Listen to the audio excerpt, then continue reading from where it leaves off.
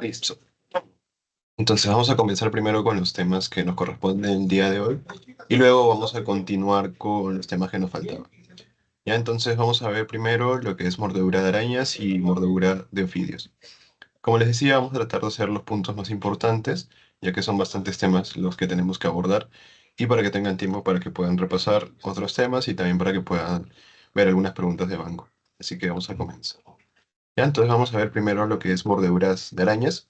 Para esto nosotros debemos saber, en primer lugar, pues que las arañas en sí van a pertenecer a una sola familia, ¿no? Que vendrían a ser los arácnidos o Aranae, y van a tener de ahí unos géneros. Estos géneros básicamente son tres los principales, son los que vamos a ver el día de hoy, que en este caso vendría pues ser lo que es el Loxosceles, el Atrodectus y también el Phoneutria. ¿Ya? Principalmente esos tres que vamos a ver. Entonces, pertenecen a la misma familia, pero tienen diferentes géneros.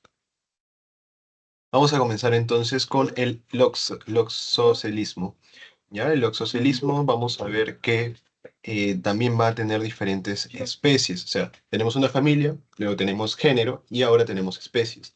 ¿Ya? Entonces, dentro de lo que es el loxoceles vamos a encontrar principalmente pues tres especies, ¿ya? Que van a ser, digamos, las principales. Tenemos la ETA, Adelaida e Hirsuta. Obviamente hay muchas más especies, aparte de estas que has mencionado, pero digamos que estas son las principales, ¿no? Sobre todo la laeta es la más frecuente y la que vamos a ver específicamente el día de hoy, ¿ya? Entonces acá tenemos una imagen en lo que es el Oxoceles en general, ¿no? Con las arañas de este género. Y luego acá ya tenemos específicamente lo que es la Oxoceles laeta, ya que estos vendrían a ser pues las especies y este vendría a ser el género. El oxocel es el género y la eta vendría a ser pues la especie. El oxocelismo se va a caracterizar ¿por qué?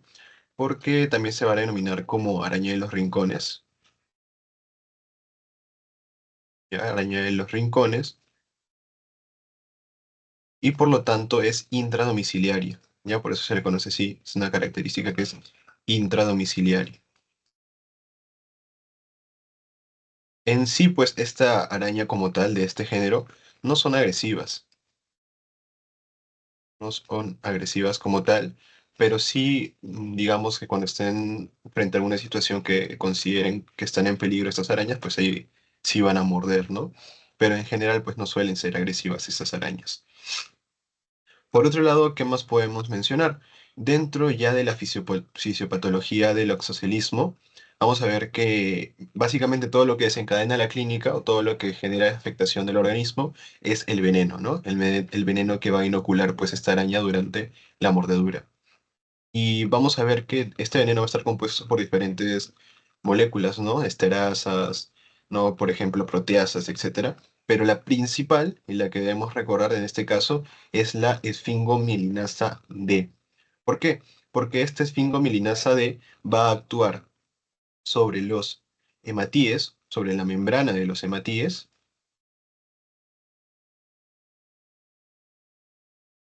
de los glóbulos rojos, y también sobre las células endoteliales, ¿ya? Células endoteliales.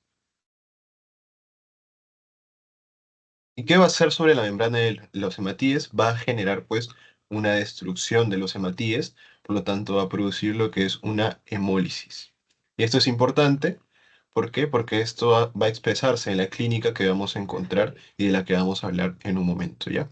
Pero principalmente, pues recuerden que la esfingomilinasa D va a afectar tanto lo que es la membrana de los hematíes como las células endoteliales y a nivel de lo que son los glóbulos rojos va a producir hemólisis. También dentro de la fisiopatología lo que va a producir pues esta esfingomilinasa D es vasculitis. Y esta vasculitis puede producir a su vez pues lo que es edema, finalmente hemorragia y llevar a lo que es la necrosis, ¿ya? Entonces eso es lo que va a hacer también lo que es la esfingomilinasa D. Por un lado va a generar lo que es vasculitis y por otro lado también va a afectar los glóbulos rojos produciendo lo que es hemólisis.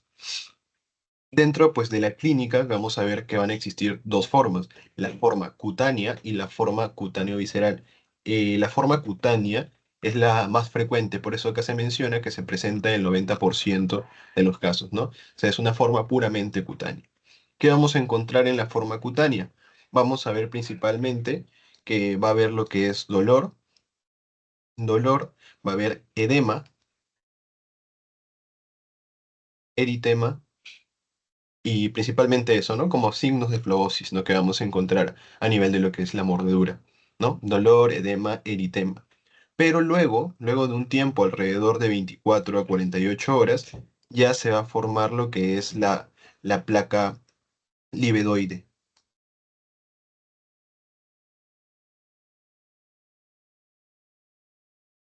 La placa libedoide vendría a ser, digamos, áreas o focos hemorrágicos y focos isquémicos, y por eso también recibe el nombre de lo que es placa marmorea, o también como se denomina placa libedoide. Entonces, la placa libedoide va a estar presente en qué forma, en la forma cutánea, ¿ya? No se va a encontrar en la otra forma que vamos a ver en un momento. Entonces, eso es lo que vamos a encontrar principalmente en lo que es la forma cutánea, ¿no? Va a ser, digamos, de inicio lento, ¿no? Vamos a ver dolor, edema, eritema principalmente en el área afectada, y luego de ciertas horas va a evolucionar a la formación de una placa libedoide. Ya, por ejemplo, aquí tenemos algunas de las formas clínicas que vamos a encontrar en la forma cutánea. Por ejemplo, acá tenemos lo que es la formación de ampollas. Esto se menciona pues que es a las 48 horas de haber sido mordido este paciente, y luego de que, digamos, esa ampolla digamos que se rompen, va a formarse esta lesión que encontramos aquí, que vamos a encontrar focos de hemorragias y focos de isquemia también, y esto va a formarse a partir de las 48 horas en adelante, ¿no? Por eso acá vamos a encontrar que es a las 36 horas la formación de esta placa, que es la que mencionamos, ¿no? Que es la placa libedoide, ¿ya? Y luego de que pase más tiempo, ¿no? Alrededor de algunas semanas, por ejemplo, más de una semana, aquí ya vamos a ver que comienza, digamos, a haber un proceso de cicatrización y se va a formar lo que es una escara, ¿ya? Es una escara, pero una escara necrótica. Y luego esta escara debe ser pues retirada, ¿no? Que esto vamos a hablarlo en el tratamiento. Entonces, esas son las formas cutáneas que vamos a poder encontrar. Inicialmente comienza con dolor, edema, eritema. Luego de las 48 horas podemos ver la presencia de lo que son ampollas, podemos ver lo que son flictenas. Y luego ya de comienza a evolucionar a 36 horas podemos encontrar lo que es la placa libedoide, ¿no? Que vendrían a ser áreas de hemorragia y áreas de isquemia. Y luego ya a partir de una semana vamos a encontrar lo que son las escaras necróticas que vemos aquí. Entonces, eso es en la forma cutánea que vamos a ver, ¿no? Esa es una forma. Pero también existe otra forma clínica que no es tan frecuente, pero sí conlleva un grado de compromiso un poco mayor, ¿no? Un poco más severo, que es la forma cutáneo visceral. ¿Por qué digo que es severo? Porque aquí ya digamos que hay compromiso sistémico. Aquí ya existe lo que es la presencia de fiebre, y ya va a haber algunos cambios, ¿no? Por ejemplo, puede haber la presencia de anemia, ictericia, puede haber cianosis también. Cianosis, puede existir también lo que es trastorno del sensorio, e incluso puede haber ya el compromiso de un órgano, ¿no? O sea, puede haber una disfunción orgánica, en este caso del sistema renal, o claro, el sistema renal, ¿no? Que en este caso podría producir lo que es una insuficiencia renal aguda, ¿ya? ¿Y esto por qué? Porque habíamos mencionado pues que dentro de la fisiopatología lo que hacía la esfingomilinasa D era afectar lo que son los hematides produciendo lo que es hemólisis. Por lo tanto, si hay hemólisis, hay destrucción de los glóbulos rojos, hay mayor liberación de lo que es bilirrubina indirecta, y por lo tanto hay anemia e ictericia, ¿ya? Y como también estamos en un proceso de anemia y hay menor disposición de glóbulos rojos, también va a haber menor transporte de oxígeno. Y por ende también se puede producir lo que es cianosis y también lo que es trastorno del sensorio. Y en la parte de vasculitis, como estamos hablando, produce necrosis, puede llegar a producir lo que es una necrosis tubular, ¿no? A nivel de lo que es el sistema renal, y esto puede producir lo que es una insuficiencia renal aguda. Por eso es que frente a un paciente que sospeche que ha sido mordido por una araña del género de Loxoceles, ¿no? Lo que vas a pedir inicialmente para poder evaluar, ¿no? Son pruebas de laboratorio, principalmente hemograma, ¿no? Para ver si hay presencia de anemia, ictericia, ¿no? Cianosis, un perfil hepático, perfil de coagulación, de repente, ¿no? Y también un examen de orina. Entonces, todo eso le puedes pedir en un paciente que ha sido, ¿no? Mordido por lo que es una araña de este género.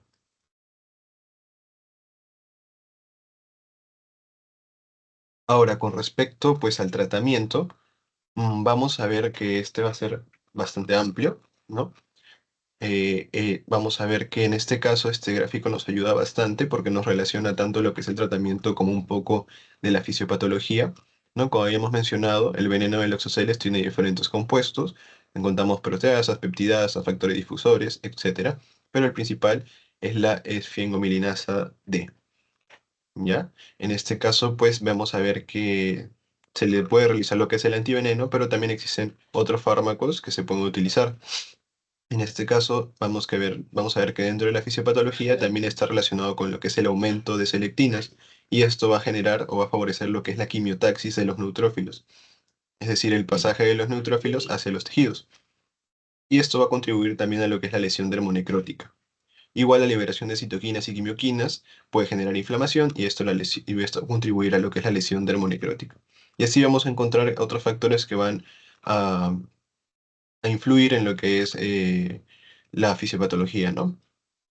Entonces, sí hay ciertos fármacos que nosotros podemos usar, por ejemplo, corticoides y dapsona, que esto vamos a describirlo en un momento, ¿ya? Por otro lado, dentro del tratamiento, vamos a ver que inicialmente lo que vas a hacer frente pues a la mordedura como tal, vamos a ver que van a ser medidas iniciales, ¿no? Como de primeros auxilios. En este caso, pues vas a generar lo que es una elevación, primero inmovilización y elevación de lo que es el miembro, ¿no? El miembro afectado, y luego también vamos a dar lo que es una limpieza pues de la herida, ¿no? Que se está presentando. Entonces, vamos a ver inicialmente lo que es una inmovilización, ¿no? Inmovilización, elevación de la herida, antisepsia, o sea, limpieza, y también vas a darle profilaxis con la vacuna antitetánica. Entonces, esos son los principales eh, medidas que vas a generar, pues, ¿no? Inicialmente. O sea, te llega tu paciente, pues, y primero vas a generar una elevación de la herida, inmovilización, una antisepsia y una aplicación de profilaxis antitetánica. Y ya luego vas a pasar a los fármacos que vamos a ver aquí. No, en este caso la dapsona, ¿qué va a hacer? Va a bloquear o inhibir lo que es la quimiotaxis de los neutrófilos, quimiotaxis de los neutrófilos, por eso es que aquí lo habíamos encontrado en esta parte, es decir, que va a evitar que los neutrófilos pasen a los tejidos, y esto va a generar que haya menos inflamación local, menos daño tisular, ¿ya?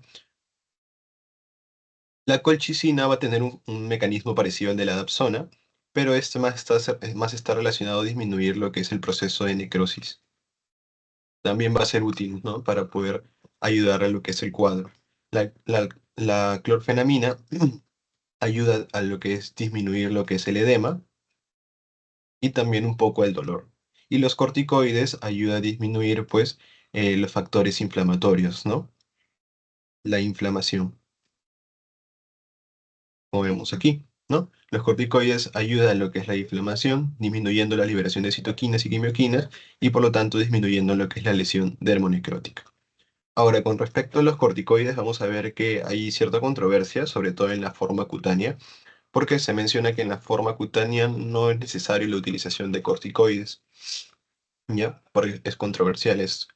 En cambio, en una forma cutánea visceral, ahí sí se puede optar por lo que es corticoides, porque ahí hay una afectación más sistémica y mayor inflamación, y ahí sí se puede utilizar lo que son los corticoides. Luego también tenemos los antibióticos, más que todo esto va a ser utilizado como profilaxis, ¿no? Para evitar que exista pues una colonización por parte de otros patógenos, específicamente por bacterias gram negativa, principalmente, ¿no? Porque la herida va a estar expuesta, ¿no? Y por lo tanto, esto va a ser con amoxicilina, amoxi, más ácido clavulánico.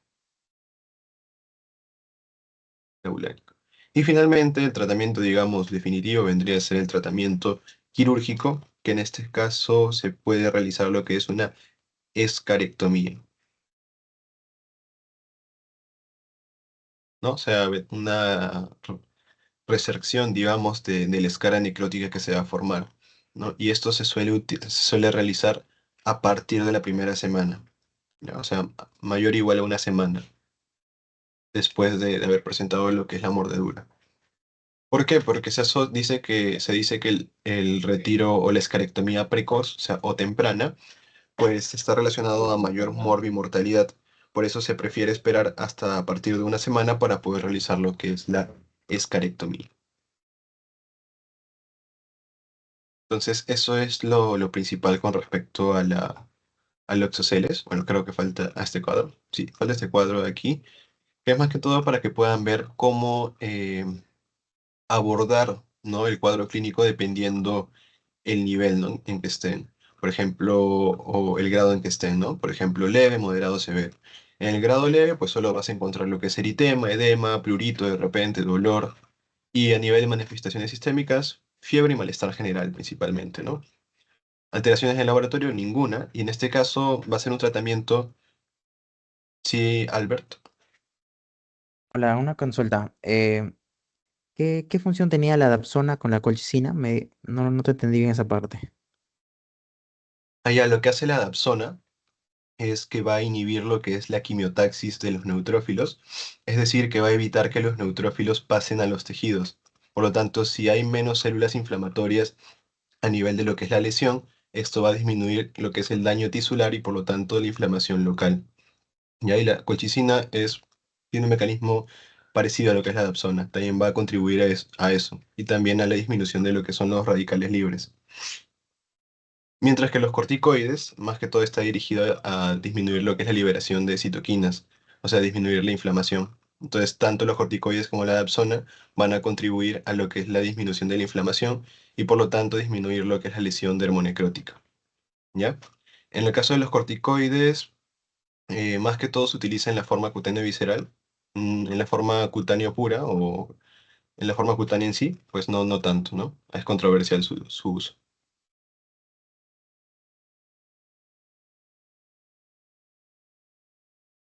Bueno, Está bien, continúa. gracias. Sí, no hay problema. Y bueno, continuando entonces en la forma leve es lo que vamos a encontrar, lo que hemos mencionado. Y en este caso el tratamiento es más que todo con analgésicos y antihistamínicos. En la forma moderada, aquí ya existe lo que es necrosis, ya se forma lo que es la placa libedoide y ya hay mayor dolor y mayor quemazón. Aquí ya hay mayor alteraciones sistémicas, aparte de fiebre, hay ya náuseas, vómitos, mialgias, visión borrosa, etcétera. Y en la alteración en laboratorios ya hay leucocitosis y neutrofilia. Por lo tanto, el tratamiento va a ser con corticoides, en este caso prednisona, 40 miligramos durante 5 días. Y el tratamiento complementario va a ser compresas frías y antisépticos locales. Ya en un caso grave, en este caso ya hay una afectación mucho mayor, una afectación, un compromiso sistémico mucho mayor, que en este caso, pues la placa libedoide es mucho más extensa. Aquí ya hay palidez, ¿no? O sea, puede sugerir presencia de anemia, ictericia y oliguria o anuria. En este caso, pues ya se puede estar presentando signos de afectación del sistema circulatorio y también pues el sistema renal. En las alteraciones de laboratorio puede haber leucocitosis, reticulocitosis, ¿no? Por la presencia pues o la eliminación o hemólisis de los glóbulos rojos, por lo tanto va a haber la presencia de leucocitos, digamos, o mejor dicho, por más jóvenes, y eso es lo que vendría a ser pues los reticulocitos, ¿no? También puede haber urea y creatinina elevado, ¿no? Haciendo énfasis pues en lo que es la insuficiencia renal que habíamos mencionado, que puede existir. Por eso es que en un caso, por eso es que se le debe pedir también un examen completo de orina, ¿no? Para ver cómo está la función renal. Y el tratamiento específico, ya en este caso acá ya sí se le da lo que es el antiveneno, ¿no? en este caso el Salox intravenoso, y en la forma cutáneo visceral son 10 ampollas, mientras que en la cutánea son 5 ampollas. El tratamiento complementario vendría a ser lo que mencionamos, ¿no? Prednisona, corticoides y compresas frías antisépticos locales. Entonces, en Loxoceles, vamos a ver que el veneno más que todo se utiliza cuando es un caso grave. Cuando es un caso leve, usualmente solo analgésicos y antihistamínicos, o un caso moderado, corticoides. Pero ya en un caso grave, ahí sí ya se utiliza lo que es el veneno, antiveneno.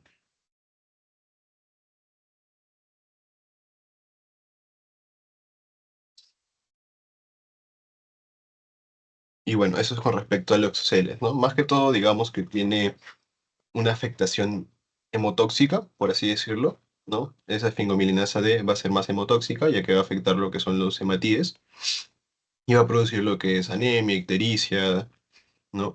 Principalmente eso que vamos a ver. Y no se olviden de la placa livedoide que se presenta solo en la forma cutánea, ¿ya? En la forma cutánea visceral hay una afectación, pero es más sistémica.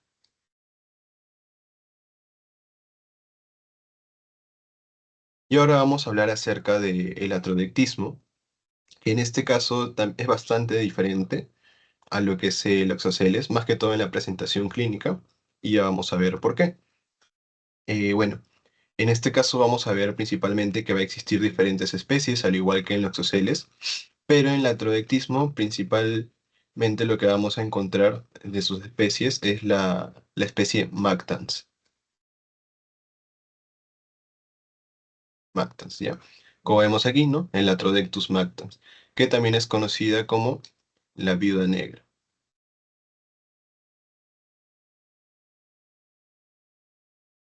Más que todo esta de aquí, este género, esta Lactrodectus mactans, se va a encontrar más que todo en lo que es el campo,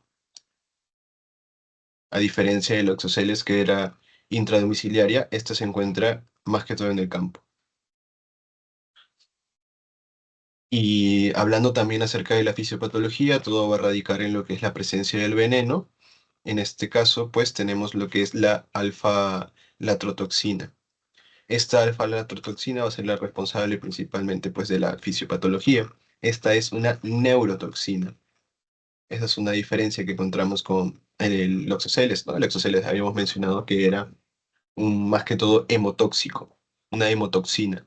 En cambio, latrotoxina es más que todo neurotóxico.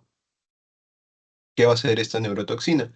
Va a actuar va a ser como un activador de los canales iónicos de calcio a nivel presináptico y va a generar lo que es un aumento de lo que es la rigidez muscular, un aumento de lo que es los espasmos, porque va a haber una mayor liberación de lo que es acetilcolina, ¿no?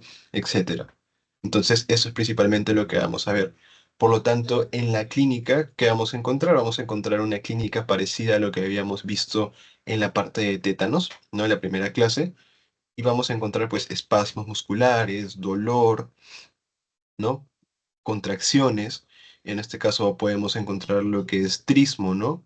Que vendría a ser esa incapacidad para poder cerrar lo que es la boca, ¿no? Por lo que es rigidez a nivel de lo que es los músculos de la mandíbula. No podemos encontrar eso, que también se presenta en lo que es el tétano, ¿se acuerdan? Y en otros casos mucho más graves se puede encontrar lo que es la posición de opistótono, opistótonos por la contracción o la rigidez pues, de los músculos, generando pues un arqueamiento de lo que es la columna. ¿Ya? Entonces vamos a ver que dentro de la clínica vamos a encontrar eso, más una afectación más neurológica, contracciones musculares, espasmos musculares, rigidez muscular, y es lo que vamos a encontrar principalmente, ¿no? Entonces, esa puede ser una de las principales diferencias que vamos a encontrar en una mordedura por lococeles y en una mordedura por latrodectus. Latrodectus es más neurotóxico, por lo tanto va a haber una clínica más neurológica, espasmos, rigidez, contracciones, mientras que en loxoceles hay una clínica más cutánea, principalmente, pero también más afectación sistémica, ¿no? Como anemia, ictericia, insuficiencia renal, etcétera. Entonces ahí ya tienen una diferencia bastante marcada entre ambos. El tratamiento pues va a ser con el suero antilatrodéctico, son 2 ampollas endovenosa, ¿no? Ese es uno.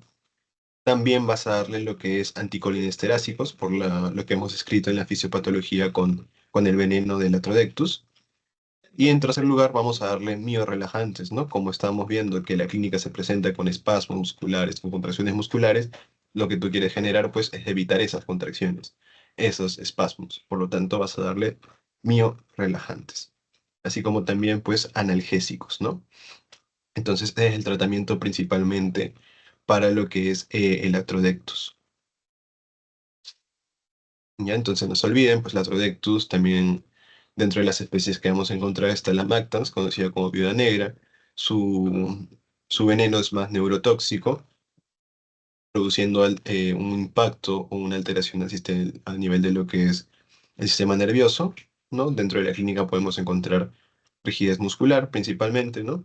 Puede haber la presencia de trismo, pistótonos, etc. Y el tratamiento es con el suero antilatrodéctico, con anticolinesterácicos y con miorrelajantes y analgésicos.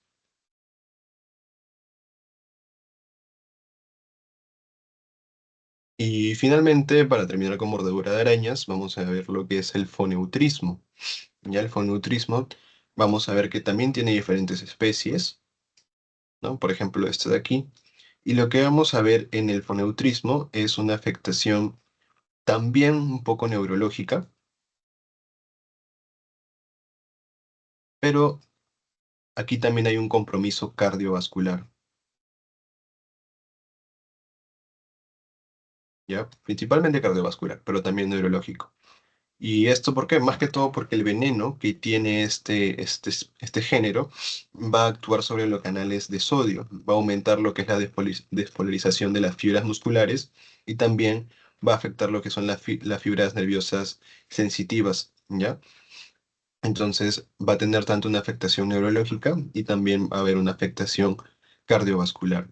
Por ejemplo, una de las formas de presentación es que acá se puede encontrar lo que es el priapismo, ¿no? Una erección involuntaria, pues, ¿no? Del miembro. Como vemos acá en la imagen, pues, de este niño que probablemente haya sido mordido, pues, con una araña de este género. Y este cuadro clínico vamos a ir evaluando dependiendo, pues, del grado de compromiso que exista. Si es un grado leve, vamos a ver que las manifestaciones locales es dolor, principalmente, dolor.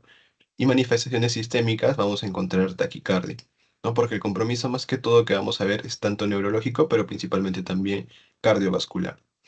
Y el tratamiento en un caso leve, más que todo es analgesia e intensidad del dolor, ¿no? Dependiendo qué tanto dolor pues tenga el paciente. En un cuadro ya moderado, el dolor es mucho más intenso.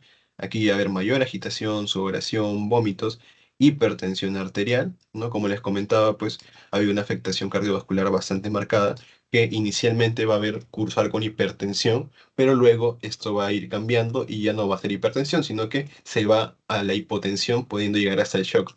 Eso es algo, eso es algo bastante característico, pues, del foneutrismo, que su afectación cardiovascular primero inicia con hipertensión, pero luego se va a lo que es la hipotensión, ¿ya? Como ahorita vamos a ver en el caso grave. El tratamiento específico aquí ya es con el antídoto, ¿no? Que tendría que ser 2 a 4 ampollas intravenoso, y el tratamiento complementario es analgesia, opiáceo si es que el dolor es muy intenso, e internamiento. Y ya el caso, el grado grave, el dolor es mucho más intenso, aquí la sudoración es mucho más profusa, hay bradicardia, hay vómitos más frecuentes e incluso puede llegar a lo que es el shock. No, por eso les mencionaba que inicialmente las manifestaciones sistémicas puede haber hipertensión, pero luego ya se va hacia la hipotensión. Y luego también puede haber edema pulmonar agudo. Aquí ya habrá alteraciones de laboratorio, como las que vemos aquí, y el tratamiento específico es también lo que es el antídoto, pero ya no de 2 a 4 como en el caso moderado, sino de 5 a 10 ampollas, ¿ya? Y eso es lo que vamos a encontrar principalmente en lo que es mordedura de arañas. Para hacer una distinción de forma general, pues el oxacelismo va a haber una afectación, como les digo, más hemotóxica, latrodectismo, digamos, neurotóxica, y fonutrismo un poco de ambos, pero más cardiovascular. ¿Hasta ahí alguna duda?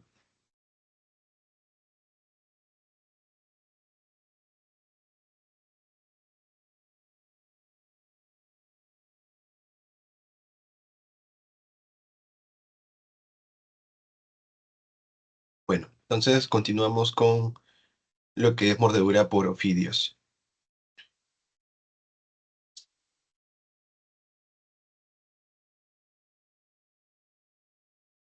Entonces, vamos a ver que ahora la mordedura por ofidios va a ser parecido, ¿no? Vamos a encontrar también familias, que estas vendrían a ser las familias. Tenemos, por ejemplo, la familia Viperidae, tenemos la familia Elapidae y la familia Hydrophidae, ¿ya? Entonces, esas son las familias que vamos a ir viendo a lo largo de la presentación.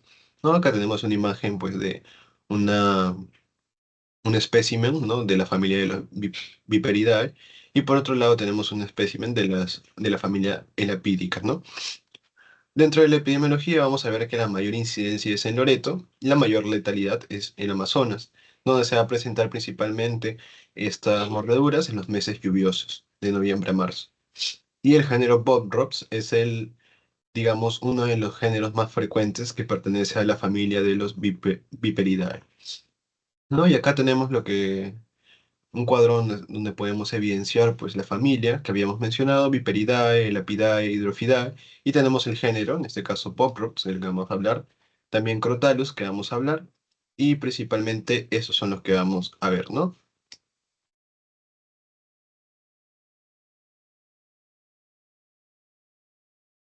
Dentro de la patogenia, más que todo, obviamente va a ser por el veneno que van a inocular pues a través de la mordedura estos animales.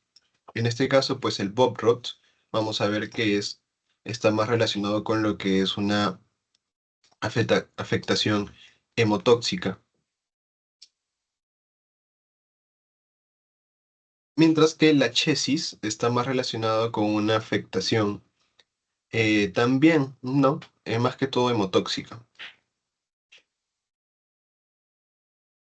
Pero el Crotalus, este sí ya tiene una afectación neurotóxica principalmente, ¿ya? Entonces, esa también es una diferencia. Así como el Oxocele será hemotóxico y el Atrodectus será neurotóxico, Bobrops es hemotóxico y Crotalus es neurotóxico. Aquí tenemos un cuadro, ¿no? Casi parecido a lo que habíamos visto en las mordeduras de arañas. Para no, bueno, leer todo, ¿no? Básicamente acá se los dejo para que puedan verlo. Creo que también se encuentra en su teoría. Pero como les mencionaba, el botrópico, el accidente botrópico, es decir, la bordura por el género Botrops, está más relacionado con lo que es una afectación hemotóxica, ¿no? Por lo tanto, dentro de las manifestaciones, más que todo sistémicas, que vamos a encontrar hemorragias, podemos encontrar hipotensión, hemorragias más graves, insuficiencia renal aguda, ¿no? Entonces vemos ahí que se relaciona con el tipo de veneno que es, como el veneno es hemotóxico, puede generar esa clínica o esas manifestaciones sistémicas. El tratamiento, sea cual sea el caso, el grado, leve, moderado o severo, se le da lo que es el antídoto, ¿ya? Por ejemplo, leve 2 a 4, moderado 4 a 8 y grave 12 ampollas. Entonces, eso es lo que vale rescatar, ¿no? De este caso. Y bueno, el tratamiento complementario es analgésicos, no hidratación, vacuna antitetánica, etcétera. Pero las manifestaciones es lo que te va a relacionar a qué más o menos qué género de ofidio estamos enfrentando, ¿no? Entonces, botrópico es más hemotóxico, como vemos acá, hemorragias, hipotensión, etcétera. El accidente crotálico, ¿no? En este caso, como habíamos visto, pues era más neurotóxico. Por lo tanto, dentro de las manifestaciones puede haber parestesias, ¿no? Parestesias o facie miasténica, ¿ya? Entonces, ahí sí podemos ver que existe, pues, digamos, una clínica más neurotóxica, ¿no? Porque el crotálico es más neurotóxico. Igual, ¿no? Acá tenemos lo que es el tratamiento y el tratamiento complementario. Y finalmente el accidente lapídico, este es más neurotóxico también, pero suele presentarse con casos graves, ¿ya? O sea, cuando ya vemos que es un accidente por este género, vamos a ver, o esta familia, mejor dicho, vendría a ser unas manifestaciones pues más graves, ¿no? Puede haber dolor, parestesias o facies miasténicas o mialgias, ¿no? Y acá el tratamiento específico es con ampollas o anticolinesterasa, ¿no? Como la neostigmina, y también te puede llegar incluso hasta la ventilación mecánica, ¿no? Entonces, esos son los cuadros que son bastante interesantes porque son como que una forma de resumen de cada uno de estos géneros, ¿no? Que vamos a ir viendo.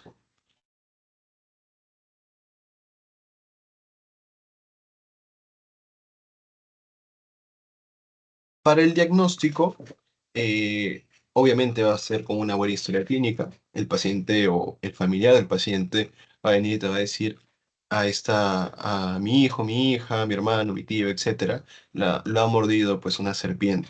Entonces tú dependiendo de la clínica, ya tienes que ir viendo más que todo qué serpiente puede ser, ¿no? Para poder darle el suero correspondiente.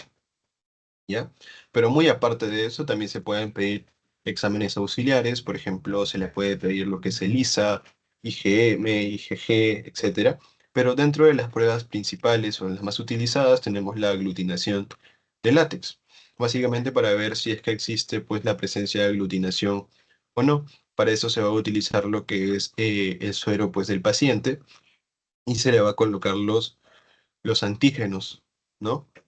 Y y también pues los anticuerpos, ¿no? En este caso IgGs, antiboprox y Crotalus principalmente porque son los más frecuentes. Y vamos a ver si existe la presencia de aglutinación.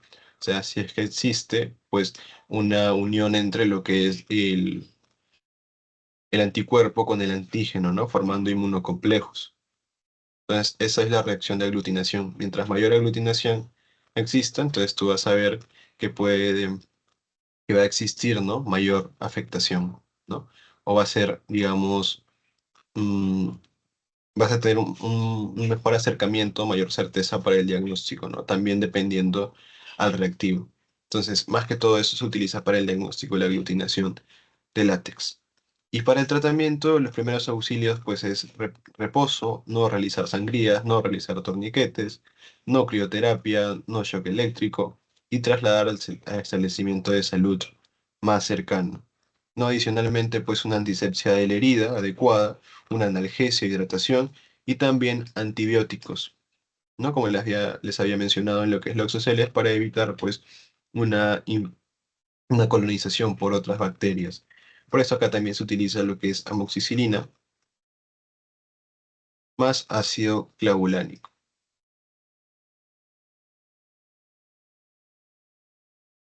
Y aquí tenemos pues las comparaciones entre una serpiente venenosa y una serpiente no venenosa, ¿no?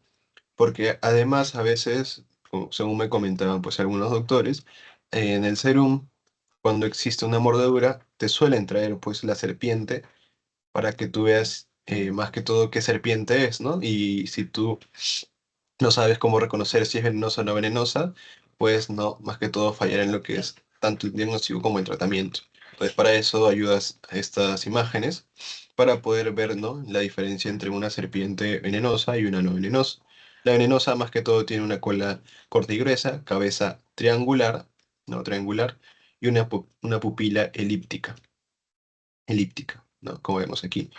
Mientras que la no venenosa suele tener una pupila más ovoide, más redonda, la cabeza también redonda y la cola larga. Entonces, esa es una diferencia entre una serpiente venenosa y una serpiente no venenosa. ¿Hasta ahí hay alguna duda?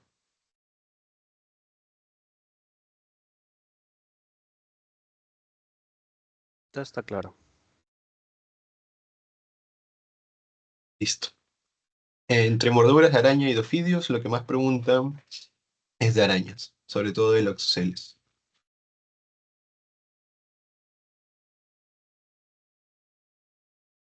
Bueno, ahora vamos a continuar con lo que es hongos.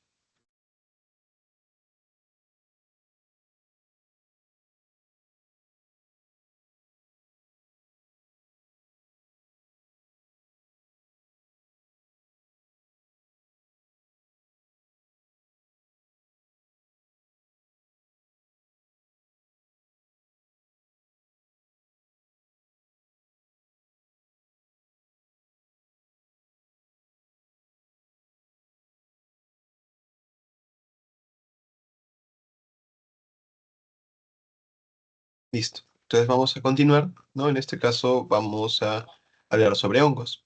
Esta parte seguramente ya lo habrán visto con Yolanda, porque algunos de ellos están en la parte de infecciones oportunistas, entonces va a ser mucho más fácil para que puedan recordarlo, ¿no? Entonces vamos a comenzar hablando acerca de aspergilosis.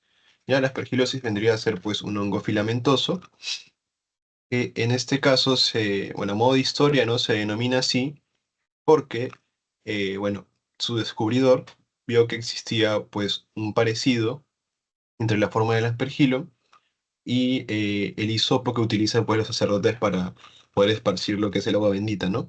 Ese hisopo que ven como que tiene una cabeza redondita y un cuerpo largo, ¿no? Pues el descubridor vio que existía un parecido y le puso así, ¿no? Como aspergillum. ¿Ya? Entonces, más que todo es por eso es que se da ese nombre. Como les mencionaba, pues es un hongo filamentoso y vamos a ver que dentro de lo que es pues la estructura tenemos lo que es el pie, la célula, con idióforos, vesículas, métulas, fiálides, etcétera. Pero lo principal y que quiero que más que todo tomen en cuenta, pues es el, lo que son las conidias. Ya esas bolitas que vemos ahí vendrían a ser las conidias. ¿Por qué? Porque las conidias van a ser lo que va a inhalar pues la persona para poder infectarse, ¿no? Entonces, esto es la vía de transmisión, o lo que inhala la persona. ¿Ya? Por lo tanto, la forma de transmisión es a través de una vía aérea, a través de la inspiración o inhalación, pues, de conidias. Por otro lado, algo característico, pues, de la aspergilosis es que tiene un espectro clínico bastante amplio. No es como que hablemos de neumonía y tu patrón principal, pues, va a ser la presencia de consolidación, ¿no? En algún campo pulmonar. Eso es lo principal en neumonía. Tú ves una consolidación y dices, ah, probablemente sea neumonía, ¿no? En el caso de aspergilosis, tiene un patrón o tiene bastantes patrones, por eso es que tiene un amplio espectro clínico. ¿A qué me refiero? O sea, tú puedes ver una consolidación y puedes decir, ah, es neumonía, pero también puede ser aspergilosis. O ves un nódulo y también puede ser aspergilosis. Ves cavitaciones y también puede ser aspergilosis. O sea, tu espectro clínico es bastante amplio, ¿ya? Y dentro de su espectro, pues, o de su presentación clínica, tenemos tres principales. Tenemos lo que es la forma invasiva, dentro de las cuales vamos a encontrar una de las especies principales del aspergilo, que en este caso vendría a ser el aspergilo fumigatus. Por si les preguntan, ¿no? ¿Qué tipo de aspergilo está más relacionado? Sinusitis y vías aéreas está más que todo relacionado con lo que es el Aspergillum flavus y las formas cutáneas con el Aspergillus niger y también con el flavus en cierto punto, pero principalmente el niger. Entonces, esos son los tipos, digamos, de Aspergillum que vamos a poder relacionar con la presentación clínica. Si es invasiva, puede ser por un Aspergillum fumigatus. Si es una sinusitis o vías respiratorias, un Aspergillus flavus. O si es cutánea, Aspergillus niger y flavus. Dentro de los factores de riesgo vamos a encontrar los principales que son una enfermedad pulmonar de base, ¿no? También lo que es el tratamiento con corticoides, otras infecciones, etcétera. O sea, ciertas patologías que te produzcan una inmunosupresión o una debilidad, pues, el sistema inmune, va a ser un factor de riesgo para poder relacionarse con lo que es una aspergilosis pulmonar invasiva. Ya en el caso de la gravedad de enfermedad pulmonar, en la gravedad de la enfermedad pulmonar de base encontramos principalmente lo que es asma, fibrosis quística y tuberculosis, que ahorita vamos a verlo también. Pero esos son los factores de riesgo que vamos a poder encontrar.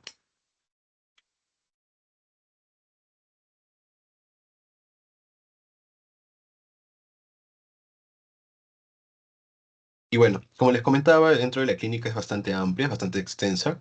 Tenemos desde una sinusitis hasta una enfermedad del sistema nervioso central. Tenemos desde un aspergiloma hasta una enfermedad cutánea. O sea, es bastante amplia la afectación de lo que es el aspergilosis. Dentro de las cuales principalmente quiero que recuerden esta de aquí y esta de aquí. Y bueno, esta de aquí también que ahorita vamos a verlo. Entonces, la aspergilosis broncopulmonar alérgica está más que todo relacionado con lo que es el asma, o sea, una enfermedad de base. ¿Por qué? Porque va a producir lo que es una hipersensibilidad por las conidias inhaladas y esto va a generar que exacerbaciones del asma. Entonces, si tienen un paciente que presenta exacerbaciones del asma y tiene un factor de riesgo para lo que es una aspergilosis, ¿no? Pueden sospechar de una aspergilosis broncopulmonar alérgica. Luego tenemos lo que es el aspergiloma, que en este caso el factor de riesgo es una enfermedad pulmonar estructural, o sea, una enfermedad de base. En este medio, pues el principal vendría a ser la tuberculosis. Tuberculosis.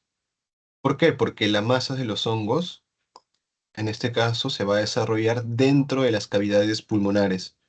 O sea, el aspergiloma o el aspergilos va a utilizar las cavitaciones ya preformadas por la tuberculosis y ahí va a producirse o se va a desarrollar dentro de las que son las cavidades. Y esto vamos a denominarlo como aspergiloma. Y también tenemos lo que es la enfermedad del sistema nervioso central, que es raro, pero sí se puede presentar, que podemos ver diseminación hematógena o por extensión contigua frente de fuente sinusal, ¿no? Entonces, principalmente es la forma en cómo se puede afectar o cómo puede llegar este hongo a nivel del sistema nervioso central. Pero más que todo en pacientes, pues como les menciono, inmunocomprometidos. Y finalmente tenemos la enfermedad invasiva, que también es importante mencionar, que en este caso se debe a una inmunosupresión, pero exógena, es decir, quimioterapia o trasplante. Entonces, si les ponen paciente con quimioterapia y que va a desarrollar toda una clínica que ahorita vamos a mencionar, ¿no? Puede estar relacionado con una pergilosis con enfermedad invasiva. Entonces, si les mencionan, digamos, factor de riesgo asma, puede ser más que todo una aspergilosis broncopulmonar alérgica. Si les mencionan tuberculosis, puede ser una aspergiloma. Si les mencionan que tiene quimioterapia o el paciente lleva quimioterapia o un trasplante, es una enfermedad invasiva. Entonces, eso es lo principal con lo que pueden relacionar, ¿no? En la presentación clínica con los factores de riesgo.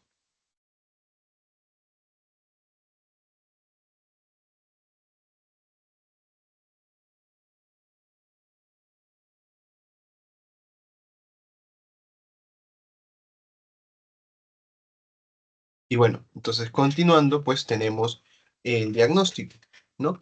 El diagnóstico más que todo, inicialmente obviamente tiene que ser con la anamnesis, ¿no? Una correcta anamnesis con los antecedentes adecuados, viendo los factores de riesgo, si tiene tuberculosis o ha tenido tuberculosis, si tiene asma, si tiene fibrosis quística, si es un paciente con VIH, si es un paciente que lleva quimioterapia, si es un paciente que ha recibido un trasplante. Entonces tú tienes que hacer toda tu anamnesis adecuadamente, ¿no? Viendo los antecedentes familiares también de repente, y eso es lo principal inicialmente. Una buena anamnesis y un examen clínico, con eso ya tienes el 90% pues de tu diagnóstico. Lo siguiente ya es para poder corroborarlo, ¿no? Por eso es que vamos a pedir imágenes, cultivo y citología a través del lavado broncoalveolar. Ya entonces las imágenes principalmente puedes pedir o inicialmente una RX, pero es bastante inespecífica, ya que vemos que tiene diferentes formas de presentación, pues esta aspergilosis. Y si ves una consolidación, no vas a pensar primero en la aspergilosis, sino en una neumonía de repente bacteriana inicialmente. O si ves una cavitación, inicialmente no vas a pensar pues en una aspergilosis, sino en una tuberculosis. Por eso es que la radiografía inicialmente puede ser inespecífica, ¿no? Pero lo que te ayuda más es la tomografía. La tomografía sí te ayuda un poco más a poder diferenciar, principalmente por los signos que vamos a describir en un momento. Y el cultivo, este también es bastante importante porque te hace el diagnóstico definitivo. Definitivo vendría a ser pues el gol estándar y es lo que te va a permitir decir esto es efectivamente una aspergilosis. Y también tenemos la que es la citología a través de un lavado broncoalveolar, principalmente pues de la detección del galactomanano, de galactomanano.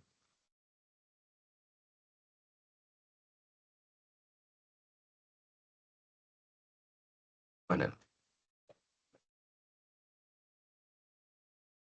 Y bueno, eso es para el diagnóstico, ¿no? Tenemos imágenes, principalmente el ATAC, tenemos cultivo, ¿no? Que es el diagnóstico definitivo o el estándar, y tenemos la citología a través del lavado bronquialular para la detección de galactomanano. Entonces, como les mencionaba, que tenemos una tomografía donde vamos a ver dos signos característicos. Principalmente este signo que vamos a ver aquí se denomina como el signo del halo,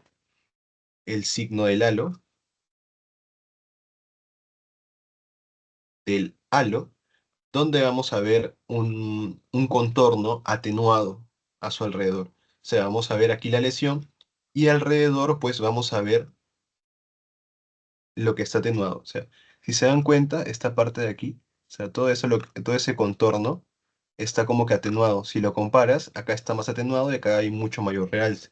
Entonces a eso se le conoce como el signo del halo. Es un contorno atenuado de la lesión. Ese es el primer signo. Luego tenemos el signo de la media luna o el signo del menisco aéreo. Después que se le da tratamiento al paciente, vamos a ver que la densidad de la lesión va a disminuir y como disminuye la densidad va a haber mayor atrapamiento aéreo, ¿no? Por eso es que acá se puede ver este atrapamiento aéreo que vemos en negrito, ¿no? Ese atrapamiento aéreo, eso vendría a ser pues el signo de la media luna. Signo de la media luna o signo del menisco aéreo.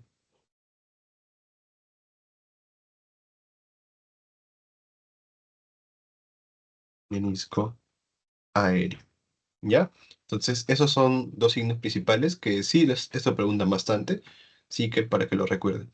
El contorno atenuado vendría a ser pues, el signo del halo, y luego ya cuando hay un tratamiento y disminución de la densidad, hay mayor atrapamiento aéreo, ¿no? Como vemos aquí, y esto vendría a ser pues el signo de la media luna o signo del menisco aéreo. Y finalmente pues tenemos el tratamiento, ¿no? El tratamiento vendría a ser con voriconazol, ¿no? Suele ser el tratamiento de 6 a 12 semanas aproximadamente.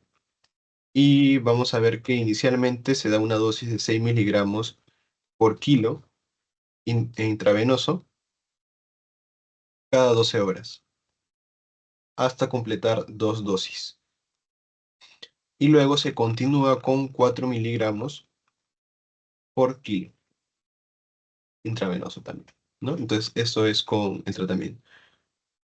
Y si no hay voriconazol, la otra opción podría ser, pues, itraconazol.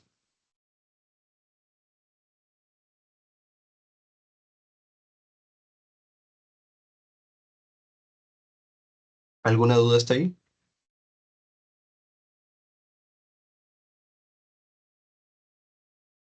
No, todo claro. Ya. Y bueno, seguimos entonces con Pneumocystis jirovecii. Eso seguramente ya lo habrán visto, ¿no? Es una infección oportunista bastante común. Y bueno, esta Pneumocystis jirovecii se le considera, o bueno, se le considera como un hongo atípico. ¿Por qué? Porque antes a este hongo se le consideraba como un protozoo, porque tenía características parecidas a la de un protozoo, sobre todo por el ciclo de vida, que tiene un ciclo asexual y un ciclo sexual, ¿no? Por eso se mencionaba que era un protozoo, pero luego se investigó un poco más y se llegó a la conclusión de que efectivamente era un hongo, pero era un hongo atípico. Un hongo atípico. Y otra característica es que este hongo no se puede cultivar, es no cultivable. ¿Ya? Por eso es que en el diagnóstico vamos a ver que no está incluido lo que es el cultivo, porque no se puede cultivar.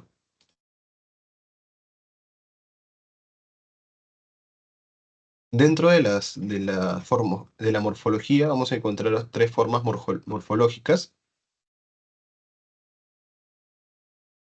que son lo que es la forma trófica, tenemos lo que es la forma esporocítica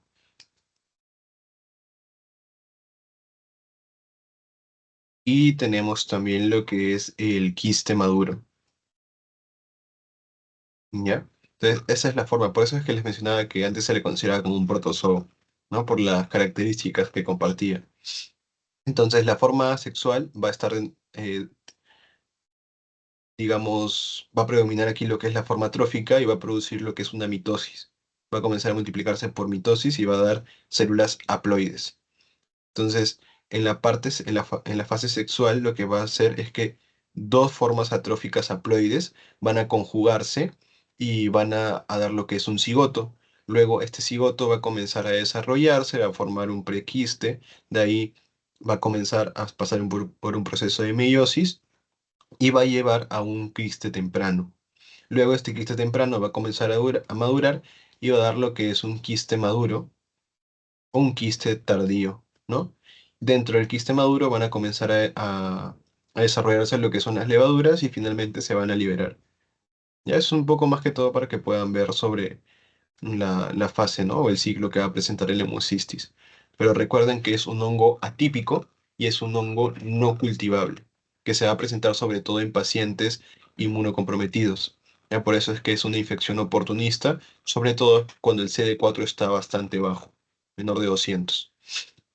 Dentro de la clínica vamos a ver que suele cursar con disnea, fiebre, tos no productiva, taquimia y taquicardia. El diagnóstico, bueno, va a ser con la clínica, también con lo que es las imágenes y también con el laboratorio. A nivel de laboratorio, algo característico que se encuentra en lo que es el neumocistis es lo que es hipoxemia. Hipoxemia. Y también está relacionada, acá me olvidé de mencionarles, con candidiasis. Candidiasis oral. O sea, si les viene un paciente que tiene VIH, tiene un CD4 bajo, tiene fiebre, disnea, tos no productiva, tiene candidiasis oral, ahí ya con eso ya pueden ir sospechando de neumocistis. Y si les dan lo que vamos a ver ahorita, ya ahí pueden estar casi seguros, ¿no? Entonces, aquí la radiografía sí va a ser bastante útil porque tiene un patrón, digamos, característico que vendría a ser un patrón, un patrón retículo intersticial. Intersticial. Bilateral. ¿Ya? Entonces, ese es un patrón característico que vamos a encontrar pues en la neumocistis, en la infección por neumocistis jirovecii. Luego, otra forma también para que va a ayudar al diagnóstico es la tinción de las muestras de esputo. Tinción de las muestras de esputo, también lavado bronquial alveolar para hacer un aislamiento pues de este hongo, pero no un cultivo, ojo. Aquí se le hace un aislamiento, pero no cultivo. Cultivo no. Y también se puede utilizar estas tinciones. También a nivel de lo que es laboratorio vamos a encontrar que el DHL va a estar bastante elevado y esto sí ayuda bastante, ¿no? Como me habían comentado cuando llevé la rotación de infecto, me decían que en un paciente con VIH que tiene esta clínica, no de afectación respiratoria, tiene hipoxemia, tiene este patrón y tiene un DHL elevado, es suficiente como para poder pensar de una infección por este hongo oportunista y iniciar el tratamiento, ¿no? Entonces, eso es lo que puedo mencionarles también, ¿no? En un paciente que tiene VIH, CD4 bajo, tiene disnea, tiene muque oral, tiene tos no productiva, tiene un patrón retículo intersticial, tiene hipoxemia y tiene un DHL elevado, ya es bastante como para poder sospechar sobre neumocistis y comenzar tratamiento. Y bueno, el tratamiento vendría a ser pues con trimetoprim sulfametoxazol, ¿no? Dosis de 15 a 20 miligramos o 75 a 100 miligramos, ya sea oral o intravenoso. Y esa es la primera línea. Ya otros medicamentos de segunda línea, tenemos primaquina, clindamicina, pero lo principal es el trimetoprim sulfametoxazol. ¿Hasta ahí alguna duda?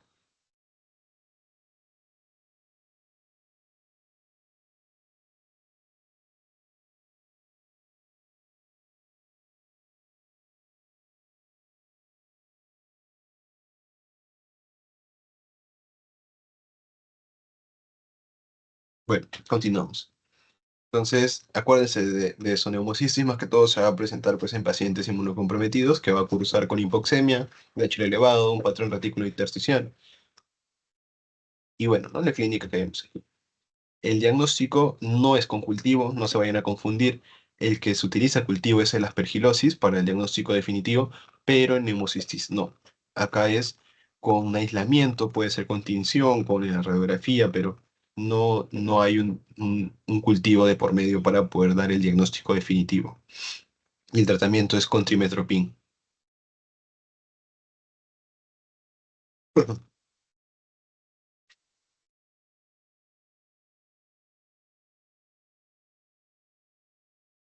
Y si se dan cuenta, pues el tratamiento no es con, digamos, un antimicótico, ¿no? ¿No? Sino es, digamos, con un antibiótico, ¿no? El trimetoprim sulfamethoxazol, que se utiliza también para lo que es el toxoplasmosis, ¿no? Que es un protozoo. Entonces ahí podemos ver que en verdad es un hongo atípico que tiene características de protozoo, ¿ya? Entonces para que puedan verlo también. Lo interesante que es.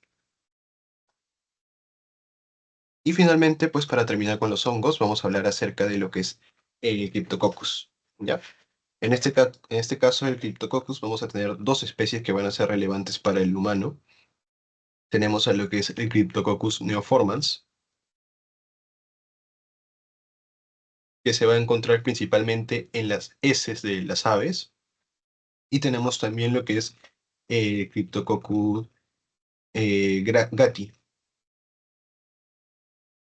que más que todo se va a encontrar en lo que son los árboles, ¿ya? En los árboles de eucalipto, sobre todo en los árboles de eucalipto se va a encontrar. Dentro, pues, de lo que es los factores, ¿no? Los factores de riesgos, vamos a encontrar a la cabeza lo que es la infección por VIH, lo principal. De ahí tratamiento con corticoides, sarcoidosis, diabetes mellitus, trasplante de órganos, cirrosis, etcétera, etcétera, etcétera. Toda condición que me genere una debilidad o afectación de lo que es el sistema inmunitario va a ser un factor de riesgo, ¿no? A la cabeza, pues infección por VIH. Por eso es que también es una infección oportunista. Entonces, ¿cómo se va a dar esto? La transmisión o la infección se va a dar a través de la inhalación de levaduras secas o basidiosporas que van a ir a lo que es los alvéolos pulmonares. Eso puede ser de dos formas. Si es por las heces de las aves, puede ser por Cryptococcus neoformans, o si es a través de los árboles, pues del Cryptococcus gattis, o también del neoformans, pero principalmente el gatti. Y lo que va a hacer a nivel del sistema respiratorio es que van a ser fagocitados estas bradiesporas por lo que son los macrófagos alveolares. Y lo que va a producir a nivel pulmonar en realidad no es nada, sino va a producir una neumonía, pero esta neumonía suele autolimitarse, o sea, no suele haber una afectación tan grave del sistema nervioso, del sistema pulmonar, perdón, o del aparato respiratorio, ¿no? Por eso es que produce resolución, latencia o neumopatía, ¿no? Pero esto se suele autolimitar. Pero luego, sobre todo en los pacientes inmunocomprometidos, aquí la diseminación del sistema nervioso central es lo principal. O sea, el Cryptococcus te va a afectar más que todo el sistema nervioso central, ¿no? Y vamos a ver ahorita. Entonces, a lo que voy es que el sistema pulmonar no se ve tan afectado, sino que va a haber una neumonía o neumopatía, pero suele autolimitarse. ¿Ya? Suele haber una resolución espontánea. Dentro de la clínica, en realidad la clínica el más frecuente es asintomático, pero puede presentarse también esto, ¿no? Disnea, fiebre, tos no productiva, dolor torácico, etcétera.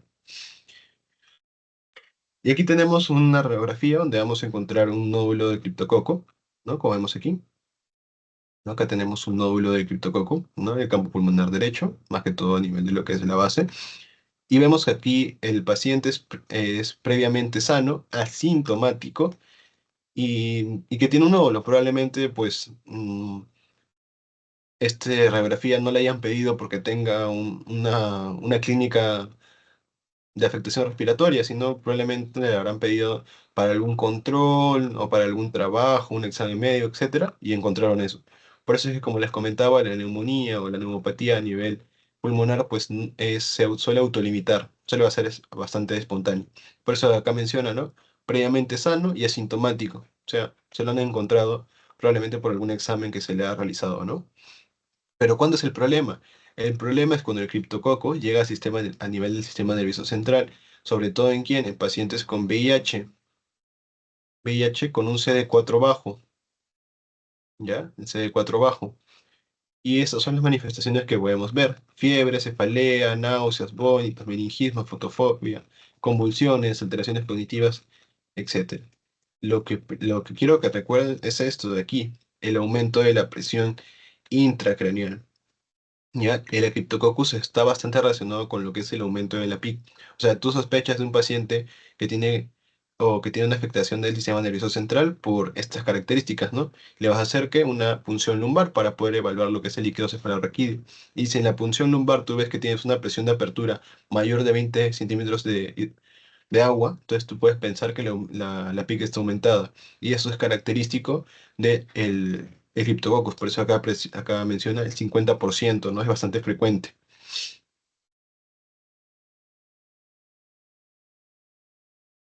Y bueno, acá le puedes pedir una resonancia magnética donde vas a ver, pues, los criptococomas. Criptococomas. Que inicialmente, pues, o principalmente se van a encontrar a nivel de los ganglios basales. Y eso es lo que vamos a ver en el CryptoBook. Entonces, tú tienes un paciente con VIH, tiene un CD4 bajo, comienza a tener letargia, convulsiones, alteraciones cognitivas, alteraciones visuales. Tú dices, ah, puede haber una afectación a nivel del sistema nervioso central. Entonces, ¿qué vas a realizar? Una punción lumbar. Ves que en la punción lumbar hay un aumento de la PIC y ves que hay criptococomas, entonces dices, esto es una criptococosis. ¿Ya? El diagnóstico, ¿cómo va a ser? Va a ser con una coloración de tinta china del sistema del el líquido cefalorraquídeo, pero esto es baja sensibilidad. Mayor sensibilidad tiene lo que es el antígeno criptococósico en el líquido cefalorraquídeo. Pero el diagnóstico definitivo, pues, es con cultivo también. ¿Ya? El diagnóstico definitivo es con cultivo, al igual que la aspergilosis.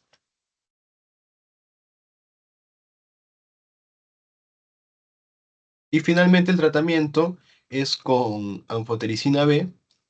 Bueno, va a haber tres fases, ¿no? Va a haber tres fases, una fase de inducción, una fase de consolidación y una fase de mantenimiento. La fase de inducción va a ser con anfotericina B más flucitocina por 2 semanas. Luego, la fase de consolidación va a ser con fluconazol por 8 semanas, pero dosis de 400 miligramos. Y el mantenimiento es fluconazol 200 miligramos por vía oral durante al menos un año o hasta que aumente lo que es el CD4. ¿Ya? Y ahí ya se le puede retirar. Entonces, tratamiento de aspergilosis, voriconazol, ¿no? Tratamiento de eh, neumocistis, trimetopin. Y tratamiento de criptococos, anfotericina B. ¿Ya? Entonces, eso es lo que, lo principal, lo que más podemos resaltar de cada uno de estos hongos. ¿Tienen alguna duda?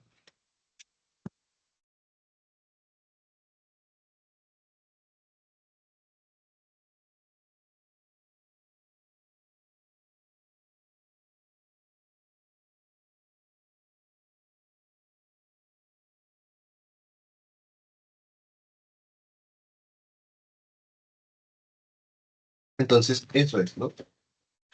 Si podemos resumir, pues aspergilosis tiene una afectación pulmonar, neumocistis tiene una afectación pulmonar.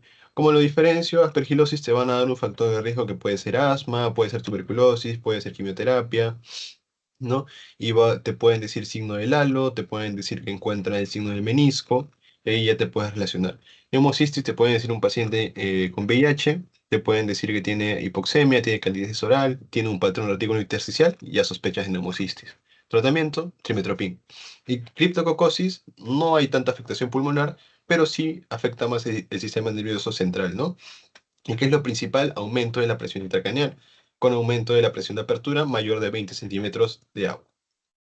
Diagnóstico puede ser el antígeno criptococócicos o el definitivo con cultivo y tratamiento con anfotericina B y fluconazol.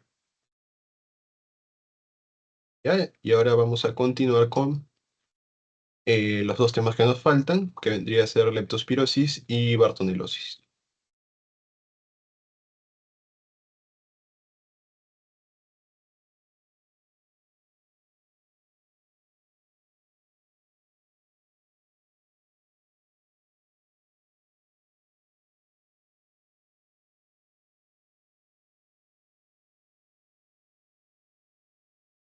Listo. Vamos a continuar entonces ahora con leptospirosis, que son las clases que faltaban. Vamos a tratar de hacerlo un poco rápido porque ya van a ser las 11 y para que tengan tiempo de poder repasar, ¿no? Entonces vamos a centrarnos en los puntos claves. Entonces, el agente etiológico vendría a ser una bacteria. Y en una bacteria, en este caso va a ser una espiroqueta. Una espiroqueta.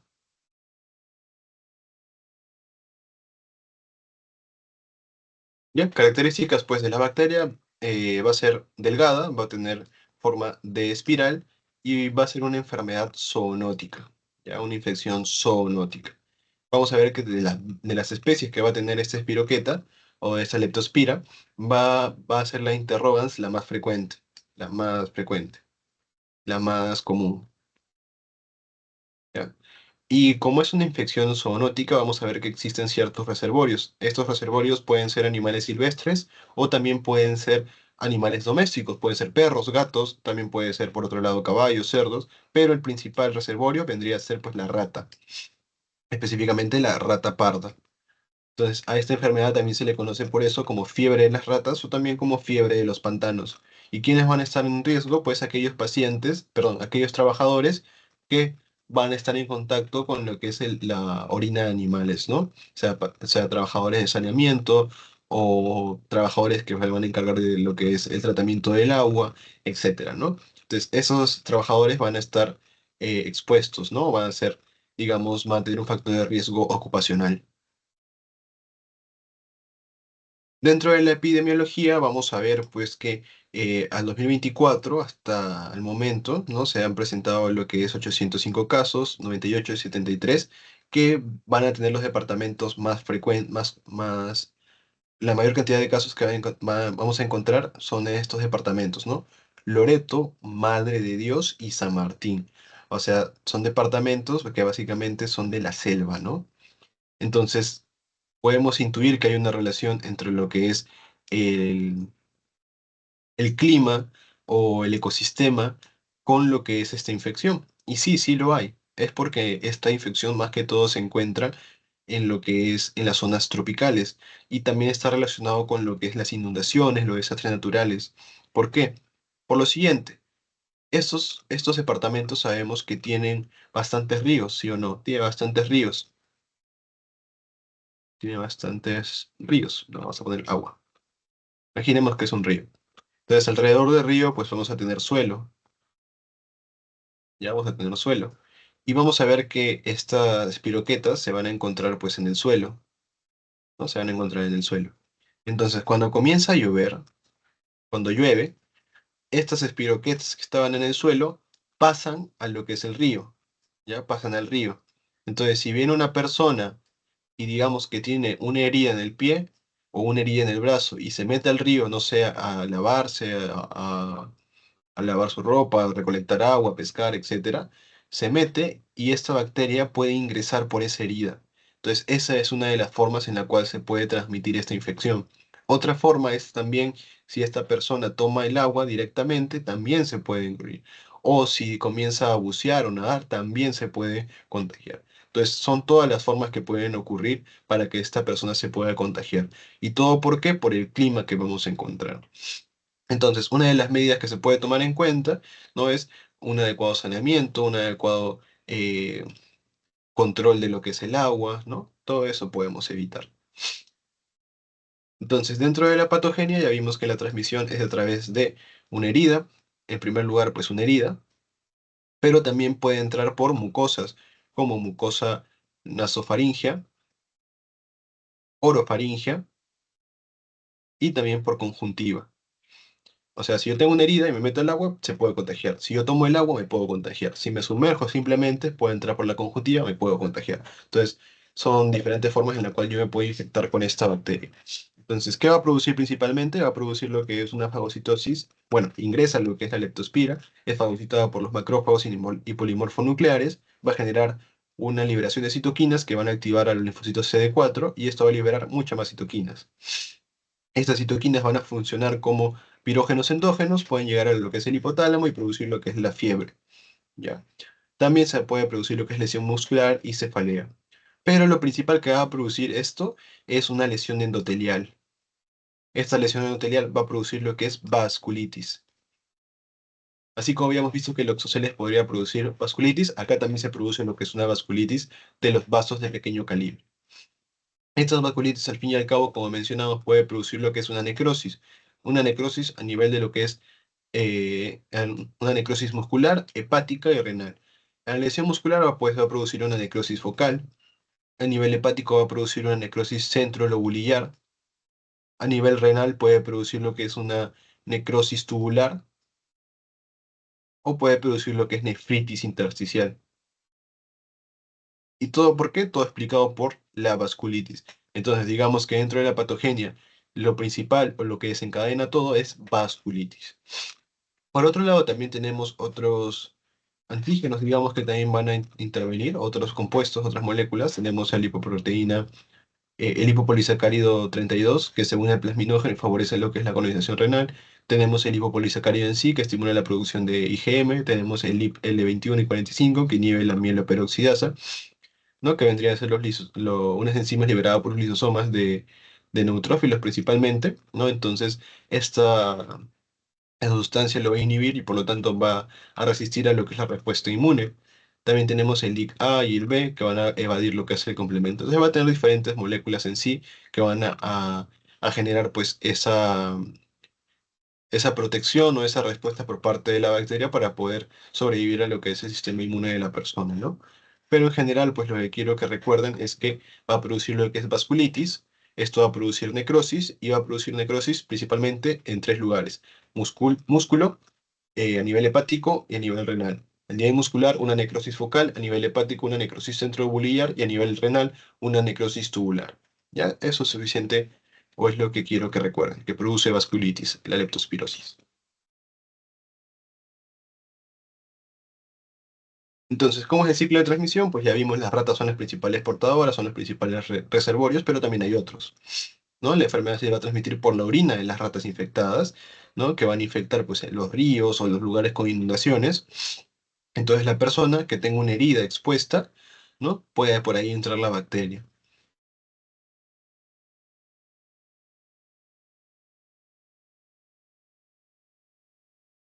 Dentro de la clínica, ¿no? Vamos a ver que el periodo de incubación de la leptospira suele ser de 5 a 14 días,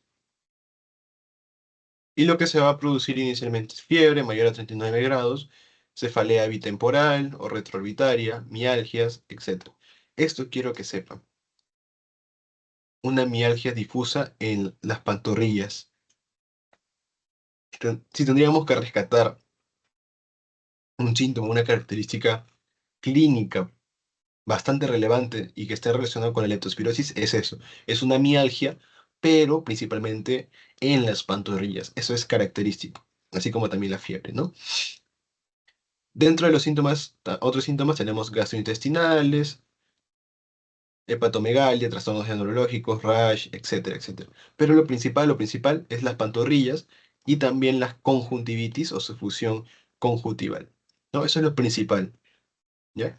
Recuerden eso. Leptospirosis, mialgias en pantorrilla específicamente. Si te mencionan un paciente, un caso clínico, de un paciente que se encarga, no sé, trabaja en lo que es el tratamiento de agua, o es una persona que tiene que recolectar en el río, no sé, piedras, minerales, etcétera, y comienza a tener fiebre, dolor de pantorrillas, conjuntivitis, ya es muy probable que sea una leptospirosis, ¿ya? Para que lo puedan tomar en cuenta. Y ya cuando hay un cuadro mucho más grave, que es el cuadro más severo, se va a presentar lo que es la enfermedad de Weil.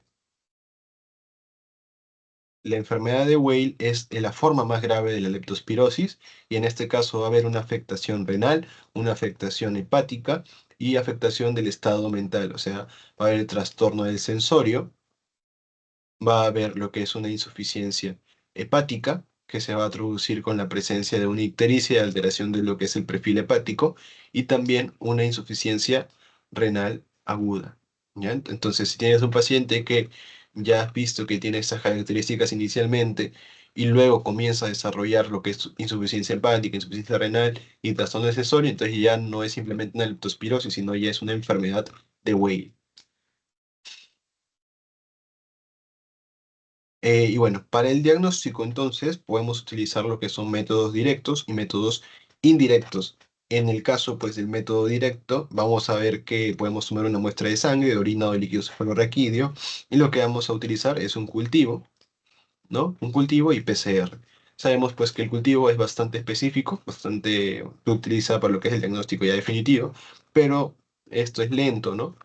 lento y demora alrededor de 8 14 días. Entonces, no vamos a esperar 14 8 días para poder tratar el paciente, ¿no? Sino que vamos a utilizar otros métodos que son un poco, tal vez menos sensibles, menos específicos, pero son más rápidos, ¿no? Como por ejemplo el PCR, ya que se puede utilizar hasta el 10.º día.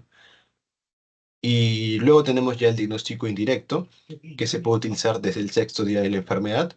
En este caso vamos a ver lo que son anticuerpos, ¿no? IgM, IgG, y podemos utilizar también lo que es el MAT, o sea, la prueba de microaglutinación. Eso se le conoce como MAT.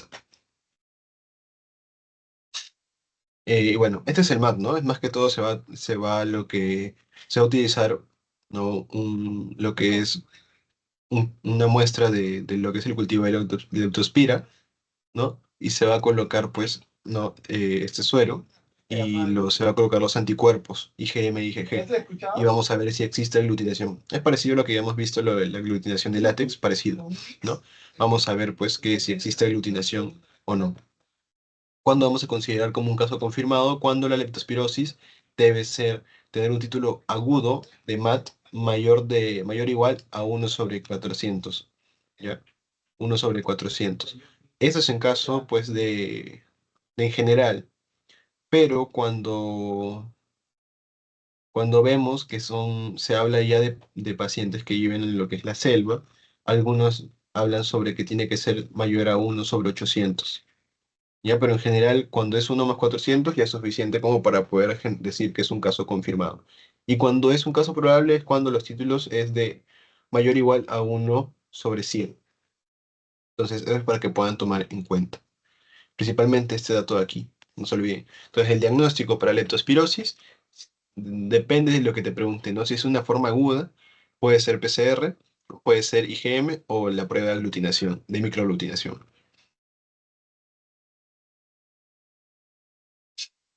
Y aquí tenemos también como que una línea del tiempo para ver lo que es la infección de leptospirosis y también lo que es el diagnóstico, ¿no? Podemos ver que en la primera semana se puede encontrar leptospirosis presente en lo que es la sangre y por lo tanto se puede hacer lo que es el PCR y también se puede hacer lo que es el hemocultivo, ¿no? Ya luego, ya casi terminando la primera semana, se puede encontrar lo que es la orina, ¿no? Se puede hacer un cultivo de orina y un PCR también, y ya se puede comenzar a hacer lo que es la prueba de aglutinación, de microaglutinación.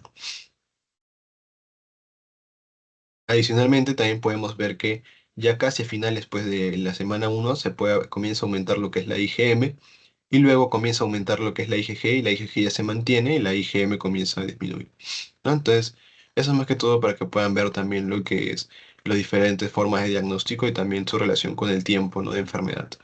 Entonces, acuérdense directo PCR cultivo, indirecto IgM y también lo que es la prueba de microaglutinación. Sobre todo esta de aquí. Que acuérdense, tiene que ser mayor o igual a 1/400 títulos. Finalmente, pues para el diagnóstico, vamos a ver que en casos graves se va a utilizar lo que es ampicilina o ceftriaxona o penicilina. ¿Ya? Pero esto va a ser endovenoso. Y en casos leves se va a utilizar lo que es doxiciclina o acitromicina por vía oral. Entonces, casos graves, ampicilina, ceftriaxona, penicilina G, y casos leves, doxiciclina y acitromicina. ¿Alguna duda, chicos?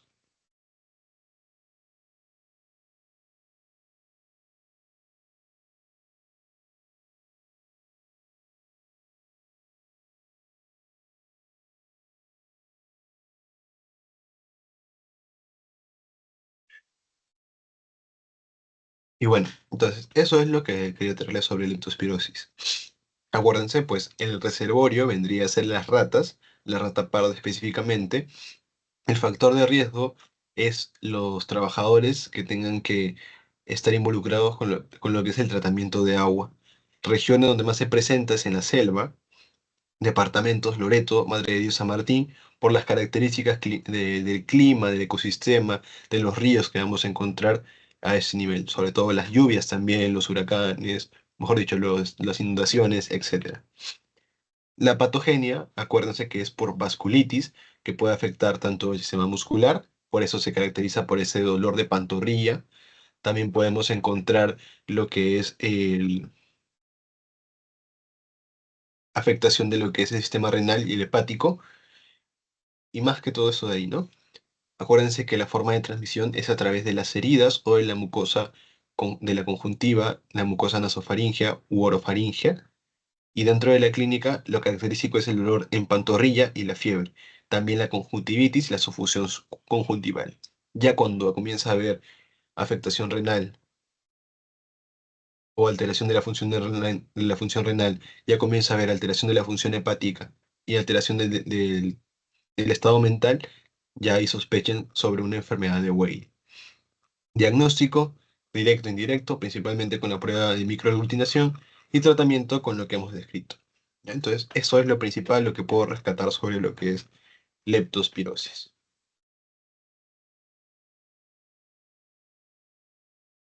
Y ya para terminar, ¿no? Para que puedan ir a seguir estudiando, repasar o ya dormir, vamos a hablar sobre lo que es la enfermedad de Carrión o también conocida como bartonelosis.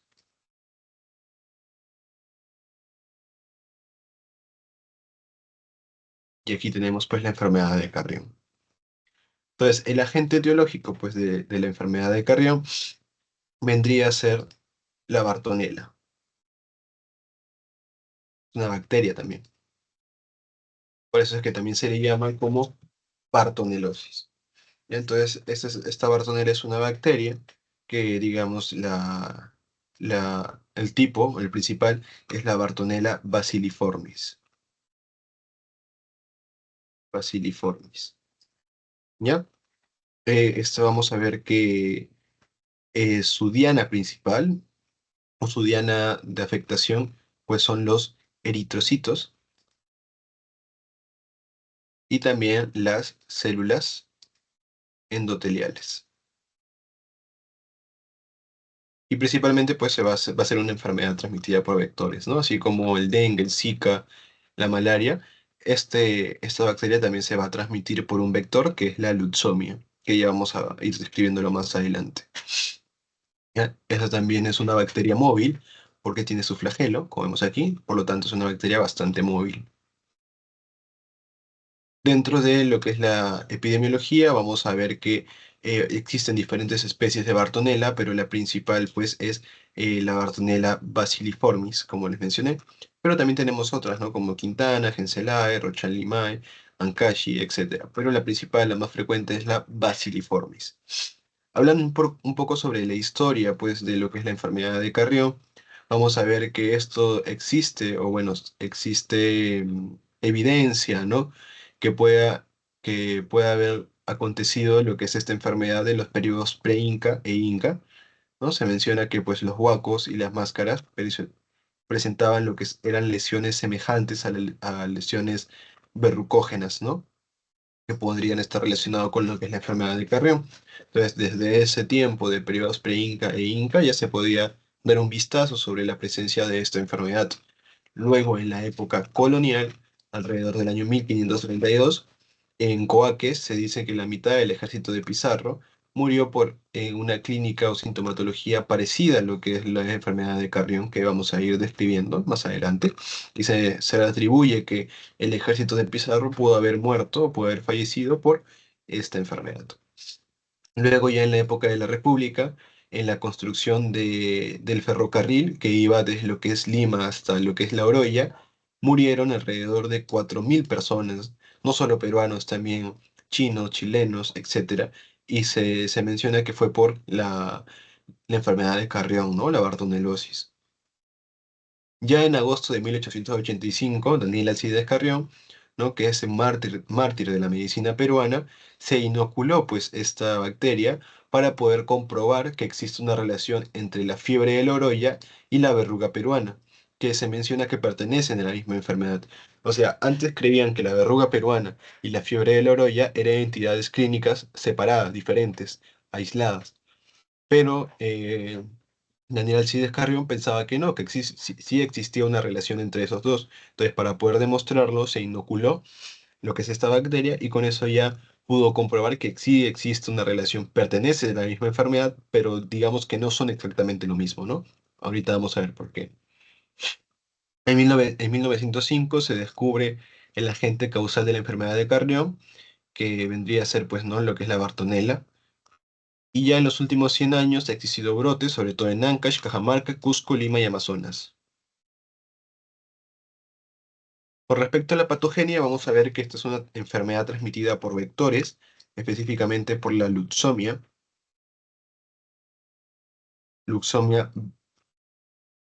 verrucarum, que este va a ser pues un mosquito hematófago. Entonces va a venir lo que es la luxomia, ¿no? Va a venir lo que es la luxomia, va a querer alimentarse de la sangre y al alimentarse de la sangre pues va a inocular lo que es la bartonela, ¿no? La bartonela va a ser reconocida por lo que son los macrófagos a nivel de lo que es la dermis y al fin y al cabo va a llegar a lo que es el endotelio, ¿no? Va a atravesar lo que es el endotelio y va a llegar a nivel intravascular donde va a comenzar a ingresar a lo que son los eritrocitos, los glóbulos rojos y va a producir lo que es hemólisis. Ya va a producir lo que es hemólisis. Entonces, eso es lo que quería mencionarles, ¿no? Como les decía, la diana principal, pues, de estas bacterias son las semillas endoteliales y también lo que son los eritrocitos produciendo la hemólisis.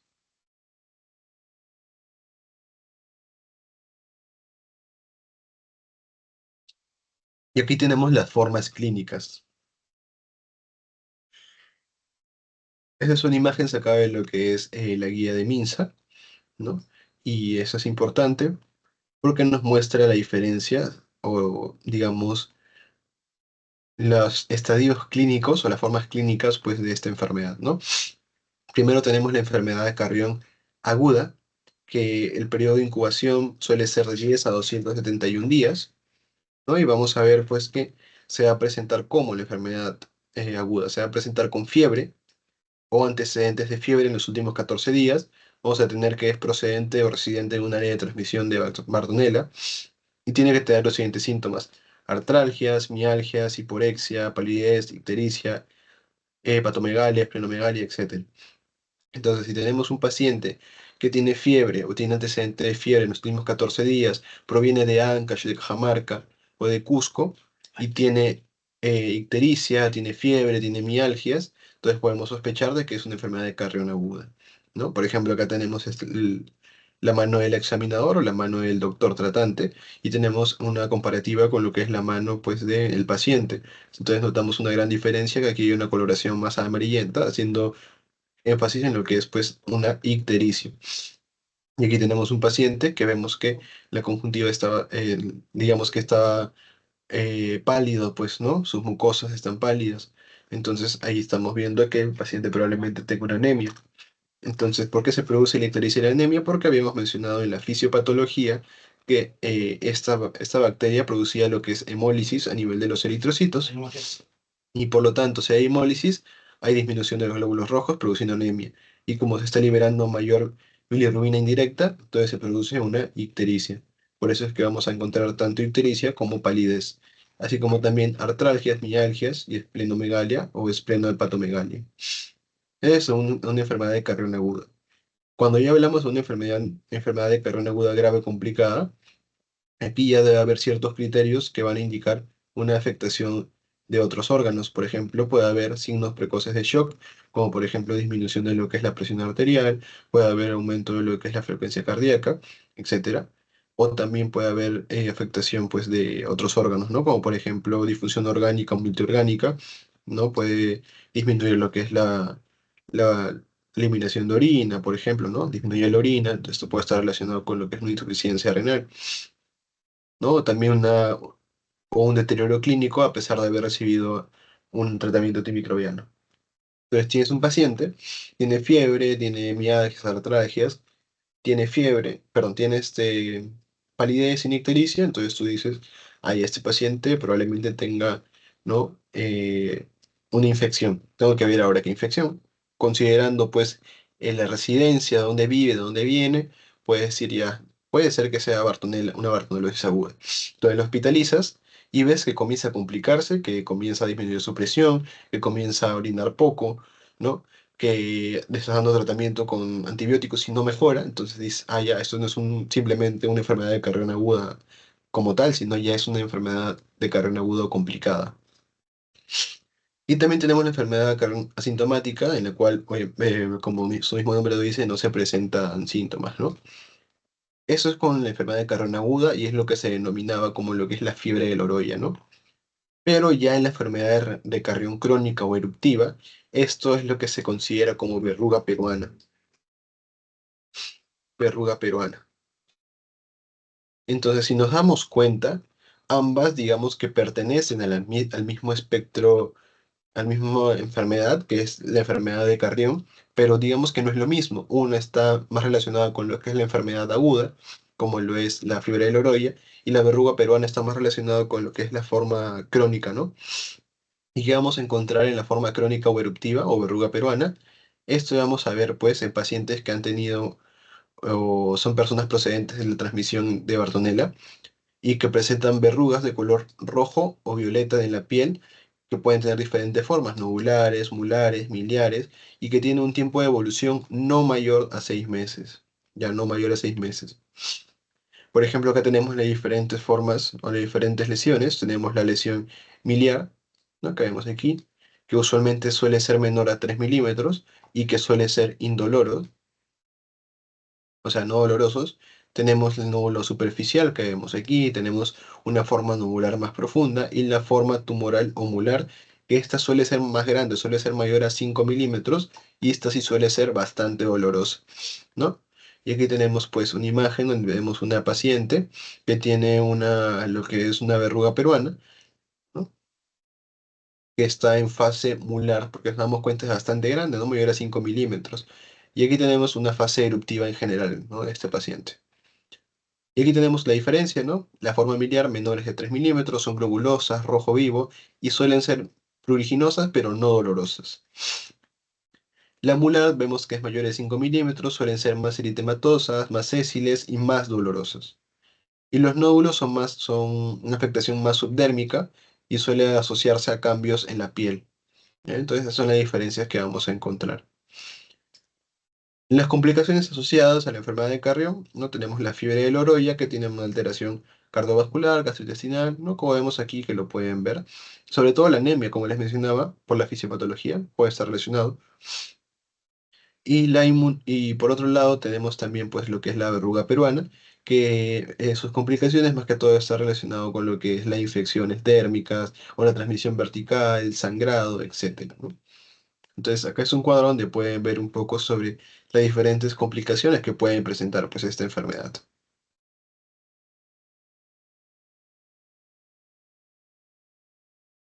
Para el diagnóstico vamos a ver, eso depende en qué fase se encuentre pues el paciente, si es que está en una fase aguda, está en una fase crónica o eruptiva o en verruga peruana, ¿no?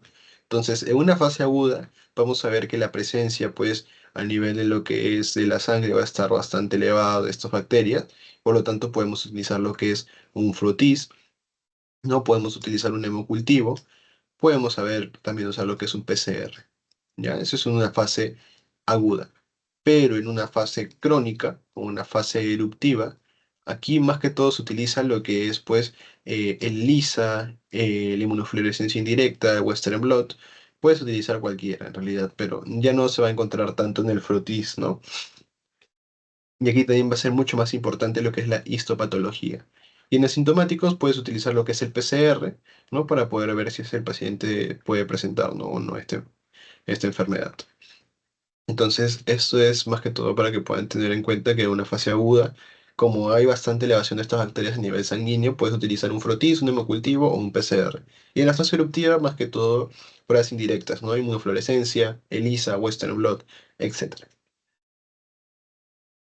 Finalmente, para el tratamiento, vamos a ver que en los casos leves vamos a utilizar lo que es, en los casos leves, vamos a utilizar lo que es ciprofloxacino, o sea, una fluoroquinolona. Vamos a utilizar 500 miligramos cada 12 horas por 14 días por vía oral. Ya, ese es el tratamiento de primera línea. Otras formas o otras elecciones que puedes ver, u otras alternativas, tenemos pues amoxicilina más ácido clavulánico, tenemos clotrimazole y tenemos cloranfenicol, ¿no? Podemos utilizar eso también, pero principalmente pues es el ciprofloxacino. ¿Y cómo ves si ya no es un caso leve? Vas a ver los siguientes criterios. Vas a ver si el paciente tiene fiebre alta o persistente, ves si el paciente comienza a tener hipotermia, taquimia, pulso débil, hipotensión, oliguria. O sea, si ya comienza a presentar alguna afectación o disfunción orgánica, entonces tú dices, ah, ya, esto no es simplemente algo leve, sino que ya está complicando el paciente. Por lo tanto, pasas a una fase moderada, severa o complicada. Entonces, en la fase complicada o en la forma complicada, ya no solo basta pues con darle antibióticos orales, sino ya tienes que sumarle o hacer sinergia o ayudarlo con otros antibióticos, ¿no? Sumándole al ciprofloxacino, le sumas una ceftriaxona, ¿ya? Una cefalosporina, en este caso de tercera generación. Y vas a darle pues ciprofloxacino más ceftriaxona, pero ya no le vas a dar pues simplemente por vía oral, sino que le vas a dar inicialmente por endovenoso y luego ya lo complementas con vía oral. ¿Ya? Entonces, eso es lo principal pues que vamos a ver. ¿Alguna duda?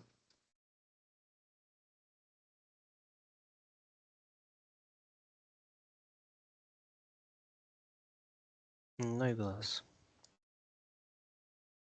Y bueno, no, eso es lo que más que todo el resumen que podría darle sobre la enfermedad de Carrión. Acuérdense que el agente etiológico es la Bartonella.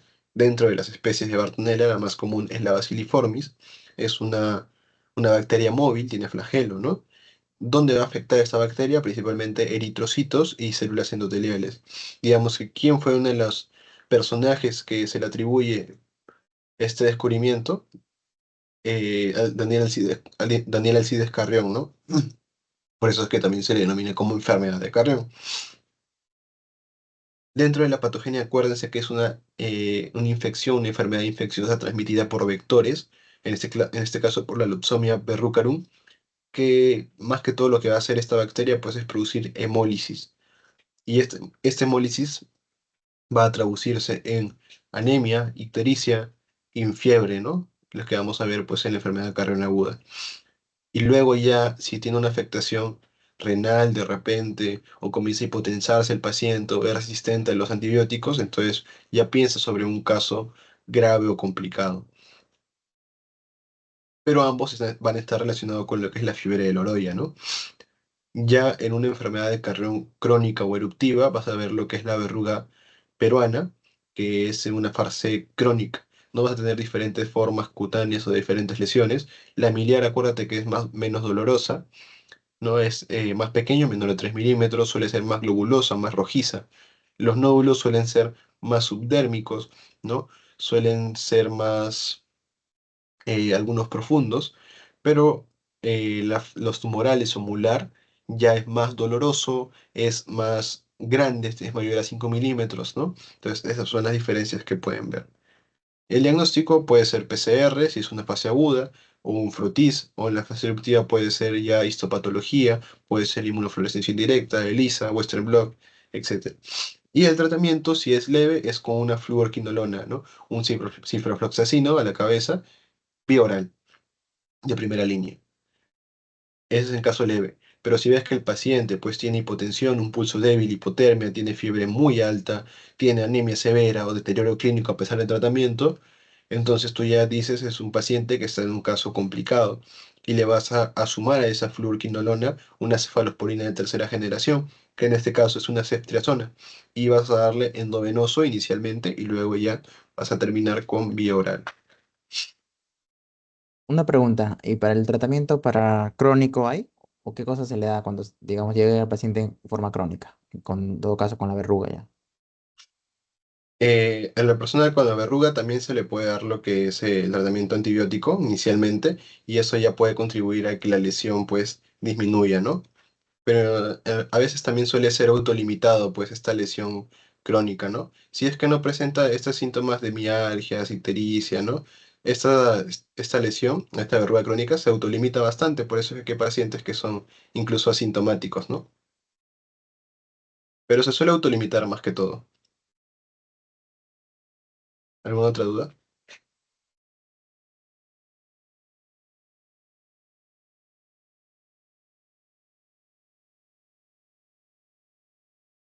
Bueno, entonces eso es más que todo lo que les tenía para mostrar, ¿no? En este caso, pues algunos puntos claves más que todo de cada enfermedad.